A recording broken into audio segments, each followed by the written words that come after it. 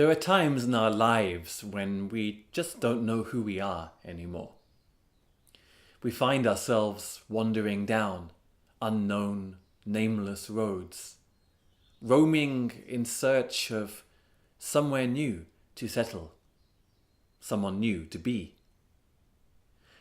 Childhood provides the very first sanctuary against the storm of the grown-up world outside. But then adolescence comes along and tears a hole in the roof, and we're thrown out to walk that uncertain, dangerous road towards adulthood. For me, it all began when I was 10 years old. I was staying for a week with my grandmother. It was a half-term holiday, and I spent the week alone with her, enjoying her excellent cooking and playing Scrabble in the afternoons and reading the childhood books of another generation that were always dragged out from the dusty cardboard boxes each time I came to visit.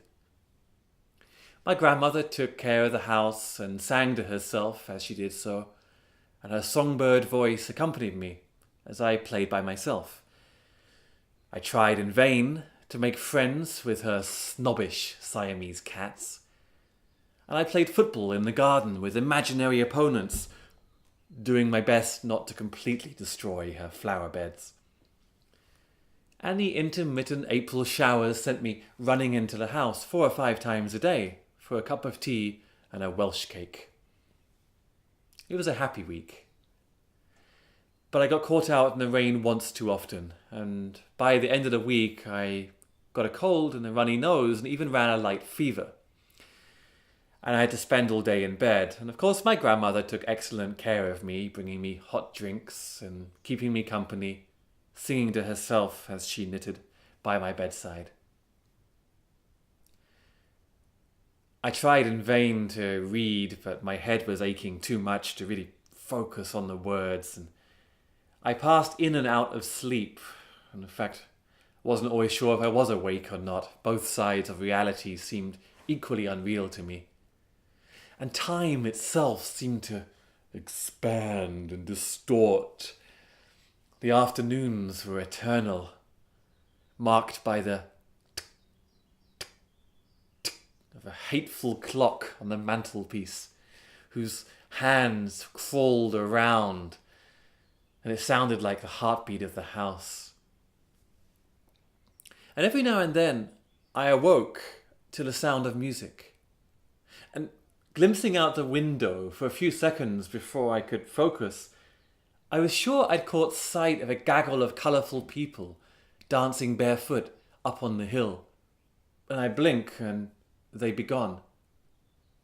But it happened several times, and I'd see them up there dancing around little red wagons on the hillsides. They wore top hats and waistcoats, shawls and flowing blouses, and their hair trailed in the wind. But when I tell my grandmother about it, she'd just look up from her knitting and say, "Gypsies, dear, you don't want anything to do with them." And to close the matter, she would pull the curtain across. But a curtain, of course, could not contain the curiosity of a child. And each time I woke up to the sound of music, I would look out to try and catch them, whooping up on distant hillsides. Now, I came from a good family. I wrote thank you letters for my birthday presents. At special family occasions, I would ask for permission to leave the table. So when my grandmother made me promise to stay in bed that night, no matter what I might hear or see, I promised to do as she said. But looking back, I think she knew I would go. I mean, how can a bee stay away from a flower? How can a cloud promise not to rain? Maybe she was just trying to teach me something about choice. Anyway, I woke up that night with the sound of horses charging towards me, and I sat up. But the house was quiet, and looking out the window, I couldn't see anyone moving anywhere. I got out of bed and put on my dressing gown, and I walked through the house. There was only the tick, tick, tick to be heard. and the house seemed pregnant with expectation. I wondered if this was how it might feel to be on the verge of an adventure. I walked towards the front door, slipping a couple of Welsh cakes into my pocket as I passed by the kitchen, and I stepped out into the silent night.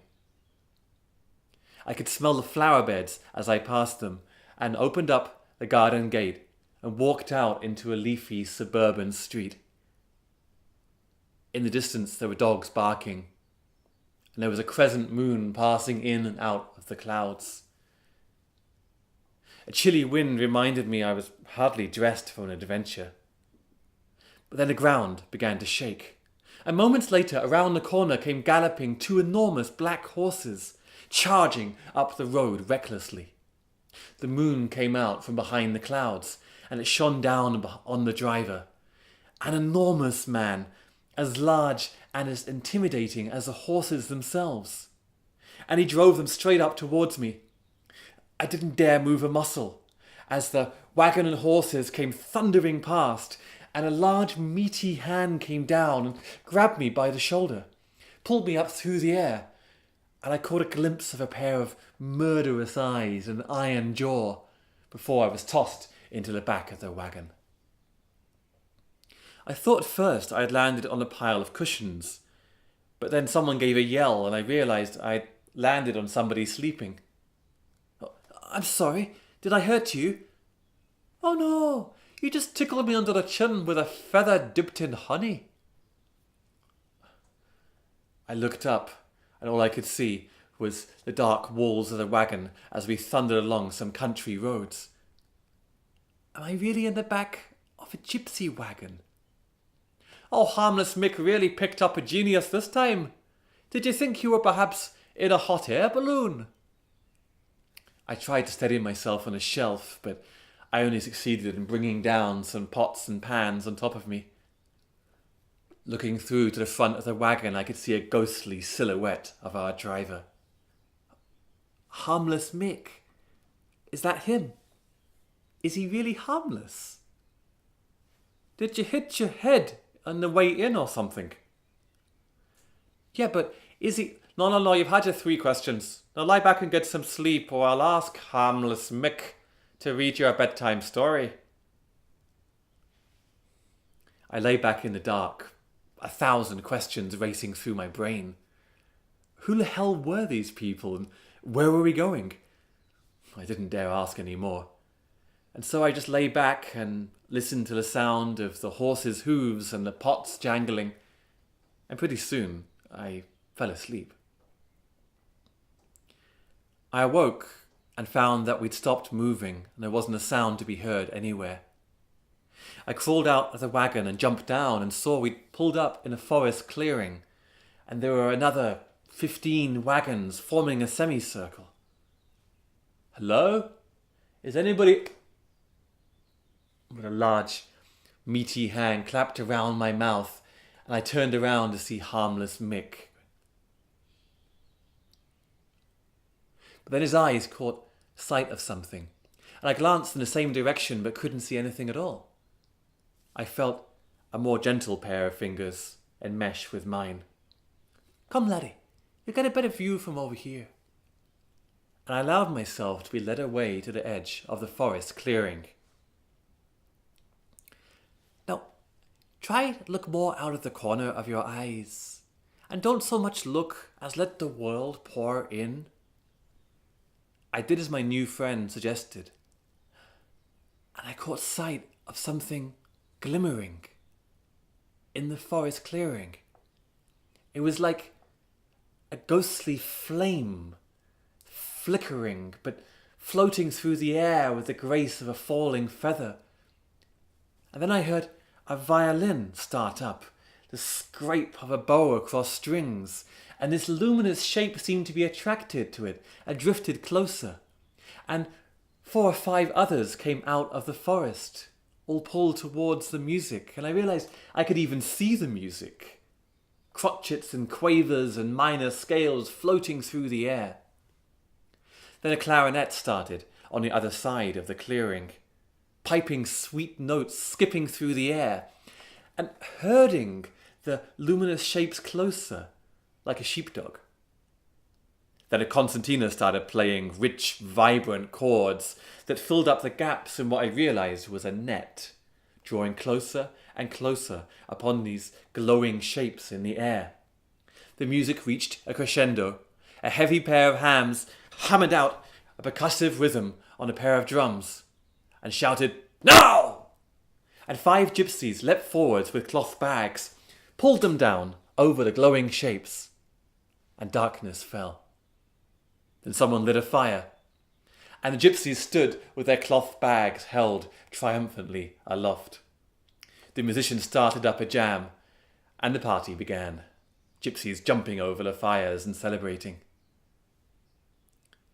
"Ach, it's a grand life," said my new friend, a lady in her late 30s with henna-stained hair, and wearing so many blouses and skirts she might have stolen them on some mad run through suburban gardens, grabbing things from washing lines as she went. "Excuse me, but who are you all? What am I doing here? Have I been kidnapped?" "Kidnapped? What a terrible thing to say. No, laddie, you came looking for us. How else could we have found you?" We are the dream gypsies. We've been wandering the dreaming for as long as anyone can remember." "Then this is all just a dream?" "Just a dream, as if that would make it any the less. No, laddie, this is the dreaming. It's where everybody comes when they dream. Oh, it's full of wonderful places, castles and lakes and mountains and cloud palaces. And there are angels and monsters and everyone you've ever met." "Then we're just asleep right now." "Well, you are, laddie. The rest of us decided never to wake up again. If I never hear the sound of an alarm clock, I'll tell you, when I think how I used to live, living in a box, surrounded by walls and doors and locks, and not knowing my neighbours, always late, always tired, never enough money, never enough time, food wrapped in plastic, walking on concrete, you couldn't breathe the air, you couldn't drink the water. Do you know, I used to drive to work in a box, where I'd work inside a box, in front of a box, where I'd click on little boxes. Tell me, laddie, do you see a straight line anywhere here?" I looked up and saw the first photons of the day lazily stumble across the treetops with their sprawling anarchic trunks, and the bending branches with curved leaves, fractured by veins that seemed electric blue in this eerie early morning hour. A dream gypsy. She lives and roams where she pleases, sleeps by moonlit lakes or under snowy mountains. We are such stuff as dreams are made on. And our little life, it's rounded with a sleep. We dance our lives to the beat of our hearts. Oh, but come on, darling. Let's get you some breakfast. We've got a big day ahead. Okay. But just one more question. What were those glowing shapes? They were inspirations. We'll be doing a bit of business with them later. You'll see. I spent the rest of the day walking around the camp as the gypsies got ready for market, setting up their stalls with bags of inspirations and muses behind them. I tried not to get in anyone's way, but in fact they took things pretty easy, stopping for frequent coffee breaks and impromptu musical jams. And the dream gypsies were of every background and character imaginable. There were Caribbean pirates, 19th century aristocrats with frills and laces. There were transsexual prostitutes, flower power hippies, Mississippi bluesmen, and all of them dressed up in waistcoats and tights and feathers in their hair and bandanas and trailing blouses and skirts.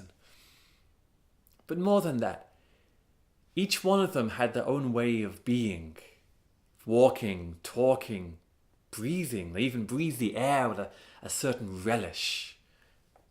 Every moment was a mystery to them. They were kings and queens in rags and loving it. I slowly gathered they were getting ready for the artists to come in search of inspiration. What it would cost them, that was for sure, I heard over and over. It was late afternoon when the first of them turned up, walking out of the forest. A rather prim-looking lady in her 40s. She stepped forwards and chose a gypsy from Jamaica, it seemed, by his thick black dreadlocks. She explained that she was a pianist and stuck for inspiration as she worked on her new composition. The gypsy listened and picked up a bag with a wriggling inspiration inside it, and her eyes fell upon it covetously. And how much would that cost? A dead cat. You can't mean Topsy. I can and I do. Lady, if you want them to be whistling your tunes when they walk out the concert hall, you'll give me your dead cat. Oh, I see. She won't feel anything, will she? Darling, you'll wake up and hear a screech of brakes outside. Topsy will be flat as a pancake before she knows it. Pretty soon, the other artists came out of the forest. Dancers, writers, sculptors, all of them in search of a little inspiration. At least, I think they were. That is, if I can believe myself. Well, would you believe yourself if you met yourself?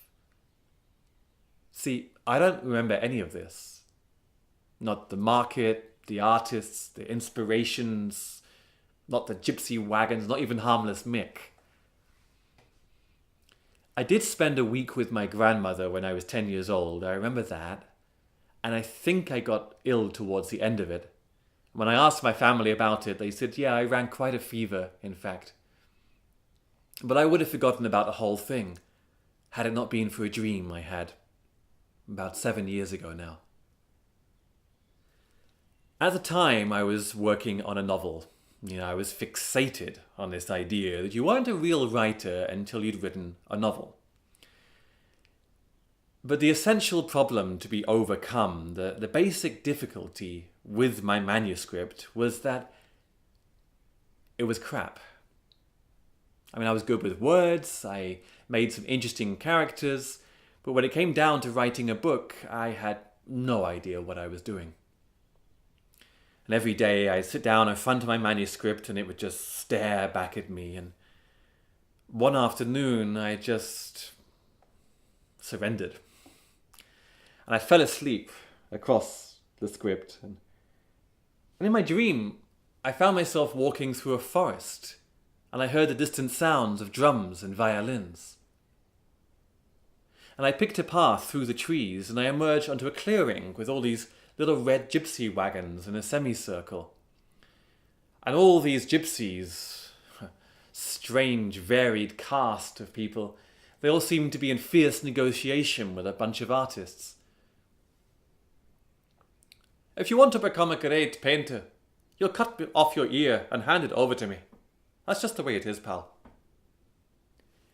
You'll change the way people will play the guitar forever, but it's an early grave for you, sunshine. Dead at 27. All right, 28, but that's my final offer. I walked up and down listening to these bizarre transactions, wondering where I should cue. Well, I'm English after all. But the only person free to talk to was a young boy, I guess about 9 or 10 years old, with messy curly hair and dreamy blue eyes.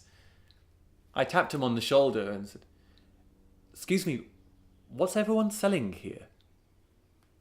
"Inspirations, I think." Well, I could do with some of those.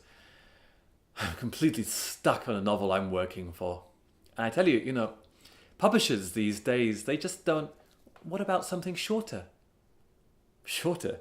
Look, no one's read a short story since the 1950s, People don't have the attention span. What about telling your stories? Telling them?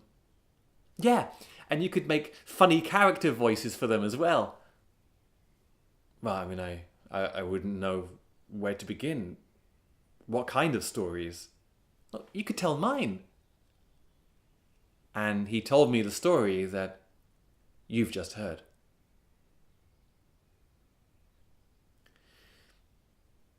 I grew up in an era of cameras with film you put inside with 24, maybe even 36 shots, and you sent the film away, you waited a week for them to come back before you even saw the prints.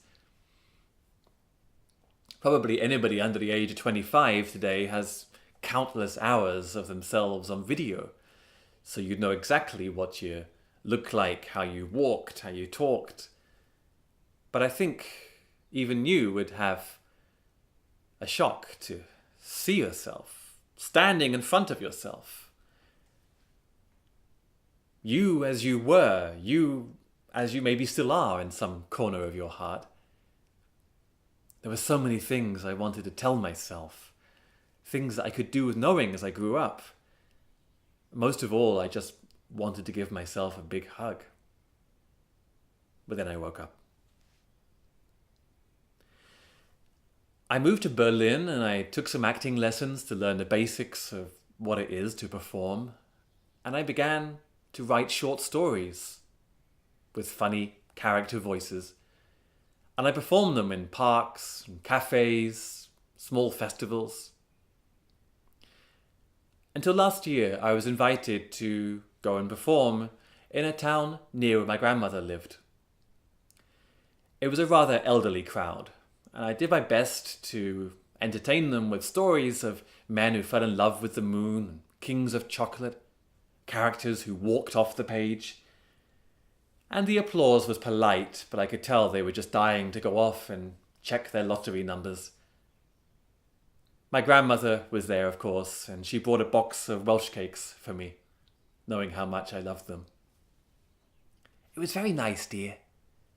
But I did tell you to stay away from those gypsies.